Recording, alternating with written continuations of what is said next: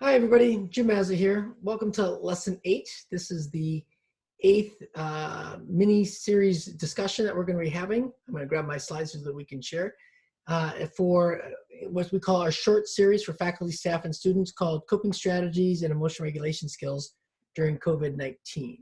And so let me share my screen with you here as it comes up.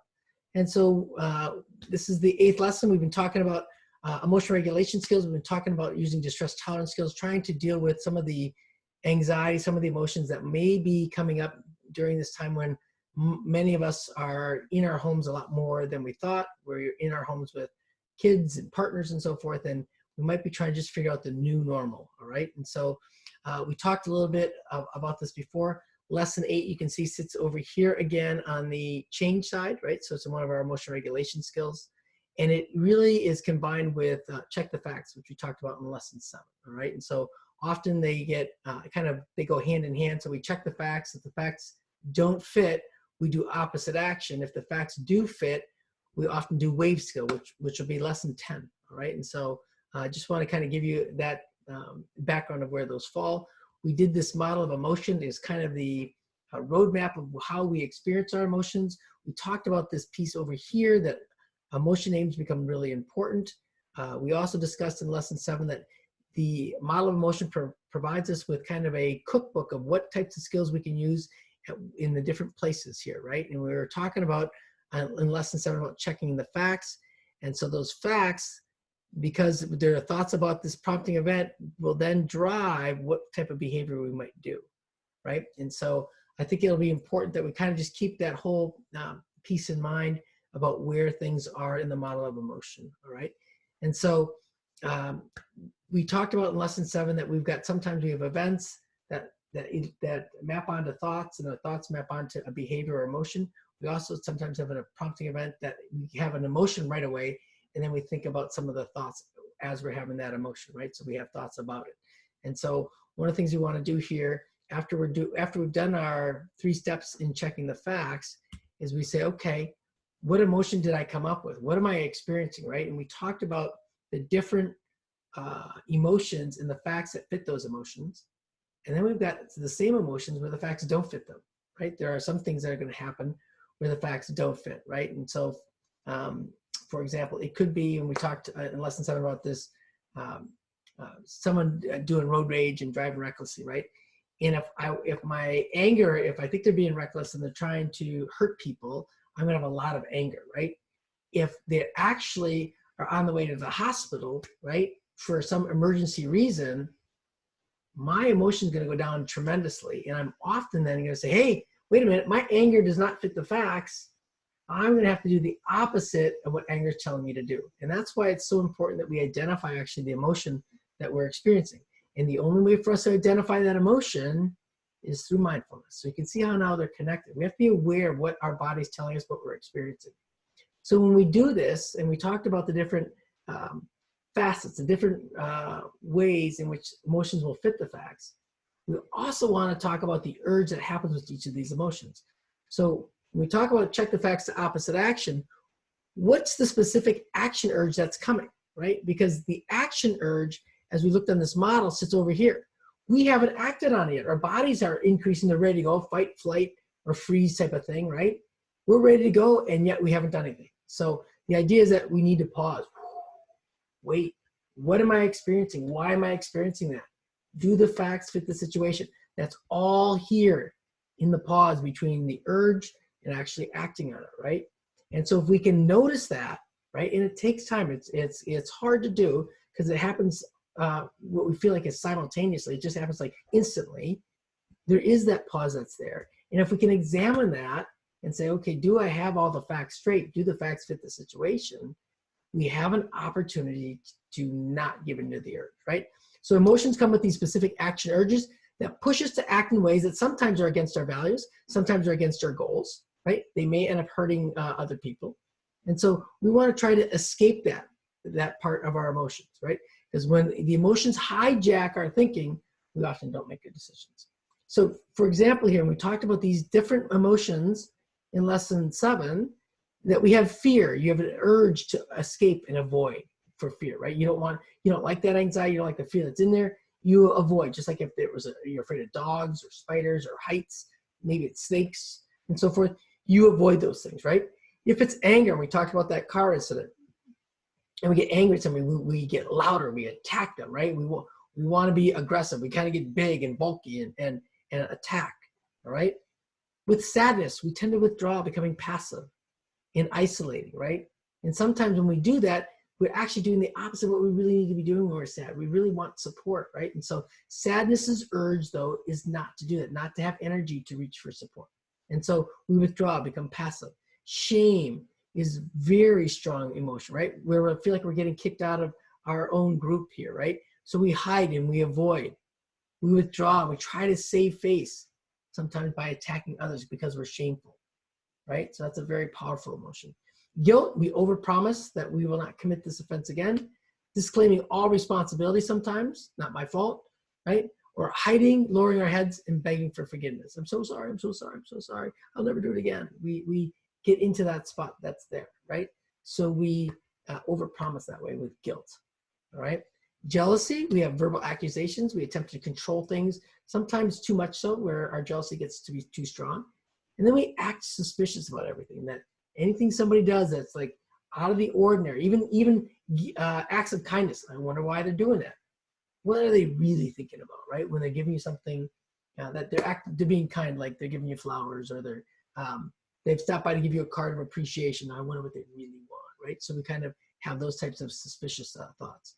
And then love, saying I love you, making efforts to spend time with the person, and doing what other people want and need, giving affection. So those are all great things, right? Those are the action urges with those emotions.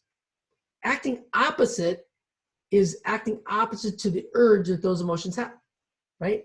So we want to be able to do that when the emotion is doing more harm than good.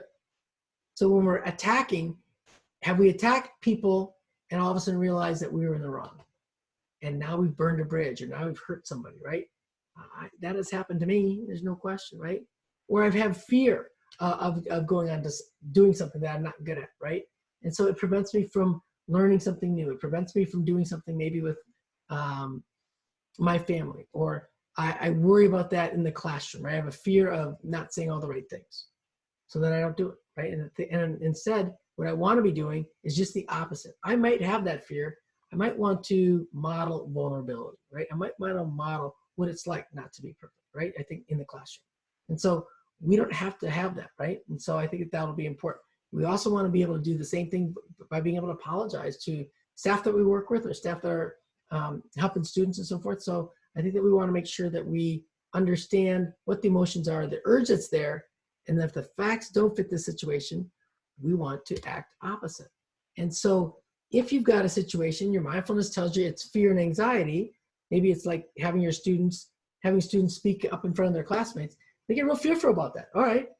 So instead of not letting them do it, because all you're going to do is reinforce it, we say, yeah, we're going to do this more often. So have them come up and talk more often in class, right? So you actually approach, if you've got fear or anxiety, you approach the situation, you approach the event, you approach the task. You'll actually get over some of that fear and anxiety. So we do things that increase our sense of control. If it's anger, we gently avoid situations. Even if the anger is justified, it often isn't good to attack anybody, all right? So what we want to do is, if it's not justified, the person could be in labor, going to the emergency room. A student could be upset for different reasons. We want to gently avoid the person, okay? Rather than attacking them, right? Take time out, breathe in and breathe out slowly. That's one of our mindfulness exercises, right? And be kind rather than attacking. So people that we struggle with the most, we tend to be more aggressive and attacking. Let's be kind, right? So I think that really, we have a chance to be able to do that. Sadness, we want to get active. And matter of fact, one of the strongest, most empirically based interventions for depression, which often comes with sadness, is behavioral activation, right? So getting active, because your urge is actually to do nothing and sit on the couch and watch TV, right? If you get active, you're not doing that, right? Your body's going through a different sense then, right? And so it actually helps you feel less sad. So you want to approach, you don't want to avoid things. So you approach things, don't avoid them, right? And then build mastery, do things that you like to do, right? That will be important for helping with sadness. And then we talk about face the music, right? For shame. So we talk about when your behavior violates something that you is important to you. We want you to face the music. Say, you know what? I did something that I shouldn't have done. Apologize for it. Apologize once, right? And then make repairs when possible. So try to avoid making the same mistake in the future. That'll be important, right? And then you accept the consequences that go with that behavior, right? So that might mean that you have to apologize to a staff member. It might mean that students need to come and apologize to you, or better yet, how about a faculty person being wrong and needing to apologize to a student, right? That's hard for us to do at times. And so that's where we want to face the music and actually, apologize. And when it's happened to me, when I have misinterpreted something because I didn't check the facts quick enough, right? I want to make sure that if I didn't check the facts correctly at the time, and I said something publicly to that student in front of my class, in front of the class, that my apology then is also in front of the class. So I want to go public. I want to make sure that the class knows I made a mistake. I did something that was not correct in the student's eyes. They were correct in what they were interpreting or what they were doing and so forth.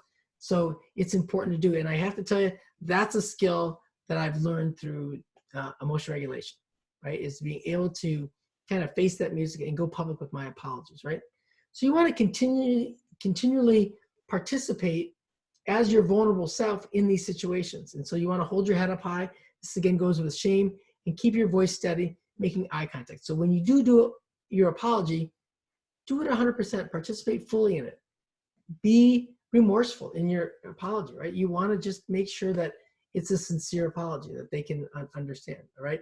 And so those are just the four ones that I put up there. We had a couple of other emotions too. I didn't want to keep us too long. So I would say, look at those as possibilities. Again, go back to this list here. We talked about guilt, jealousy, and love as well, that we would do the opposite of those things, right? Instead of over-promising, we wouldn't do that at all, right?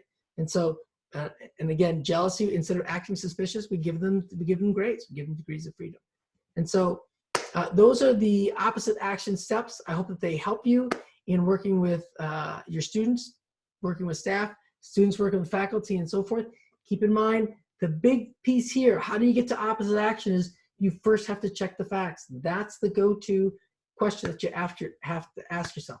Do the facts fit this situation and emotion that I'm experiencing? All right, I hope that helps. Good luck. Enjoy week 2, hopefully, of the online spring quarter of 2020, and we'll get through this together. All right, take care. Go skillfully.